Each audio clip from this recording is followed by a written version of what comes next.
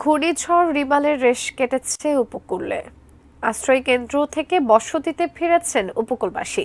শুরু হয়েছে বেঁচে থাকার নতুন সংগ্রাম। সাতক্ষীরা প্রতিনিধি এম কামরুজ্জামানকে সঙ্গে নিয়ে লড়াকু সেই মানুষগুলোর জীবন সংগ্রাম তুলে এনেছেন আরাফাত সিদ্দিকী। ছবি তুলেছেন সোহেল রানা। সাতক্ষীরার শ্যামনগরের কলবাড়ি বাজার, তার পেছনেই বসতি কয়েকটি জেলে পরিবারের। ঘূর্ণিঝড় রিমাল আঘাত হানার আগেই তার প্রভাবের জোয়ারে ভেসেছে পরিবারগুলোর ঘর গৃহস্থালী। এই গ্রামেরই ৬০ ঊর্ধ্ব নারী পোলোদাসী বৃষ্টি মাথায় নিয়ে ছুটে এসেছিলেন নিজের ঘরটি একবার দেখবেন বলে। কেননা আগের রাতে আশ্রয়কেন্দ্রে আধো ঘুমে তার দুঃস্বপ্ন ছিল ঘরটি ধসে গিয়েছে, যদিও তখনও তার ঘর টিকে ছিল। সব বুড়িয়ে গেছে, আমার গা কোনো আস্থাটা নেই যে এমন একটা আস্থাটা যদি কেউ দিত তাহলে তো বাঁচতাম আমরা।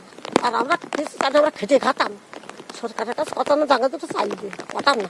মঙ্গলবার ঘূর্ণিঝড়ের রেশ কেটে সূর্য উঁকি দিয়েছে সুন্দরবন লাগোয়া শ্যামনগর উপজেলায়। আশ্রয়কেন্দ্র থেকে জেলেদের সেই ছোট্ট পাড়ায় ফিরেছে পরিবারগুলো। শুরু হয়েছে ঘূর্ণিঝড় পরবর্তী জীবনে বেঁচে থাকার নতুন সংগ্রাম। ৩ দিন বাদে তাদের চুলোয় আগুন জ্বলল। ঝড়ের পরে যখন আসছি তখন দেখি যে কিছু কিছু এর ভিতরে যা টুকটাক মালামাল ছিল সেগুলো তো ভেসে ভেসে গেছে। এসে দেখি ঘরের ভিতরে জল উঠে গেছে, তাই ঘরের খুলে এসে কাপড় বিছি দিয়ে তাই সবাই একসাথে ছিলাম। কিন্তু পোলোদাসীর সেই আর্তনাদ থেমে যায়নি। বৃদ্ধ প্রায় অচল স্বামীকে নিয়ে যে ঘরটি ছিল বুড়ো বুড়ির সুখ দুঃখের সংসার, তাও কেড়ে নিয়েছে রিমাল নামের দুঃস্বপ্ন। একই পরিণতি হয়েছে পুরো সাতক্ষীরার অন্তত ৫০০ পরিবারের। ঝড়ের আগে ওনা দেখে গেলাম ঘর দাঁড়া ছিল। ভাঙছে কেন? ও পশুঘাতের যে বড় ঝড় হয়ে গেল না, বিরাট ঝড়, ওই ঝড়ে ঘরে এসে ঘর পড়ে গেছে।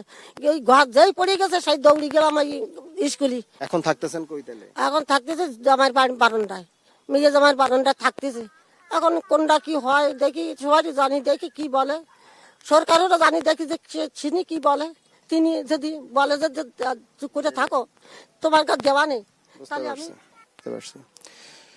এই পোলোদাসীদের স্বপ্নগুলো পূরণ হয় না, কিন্তু একটি দুঃস্বপ্ন বাদ যায় না, বাস্তবায়িত হয়।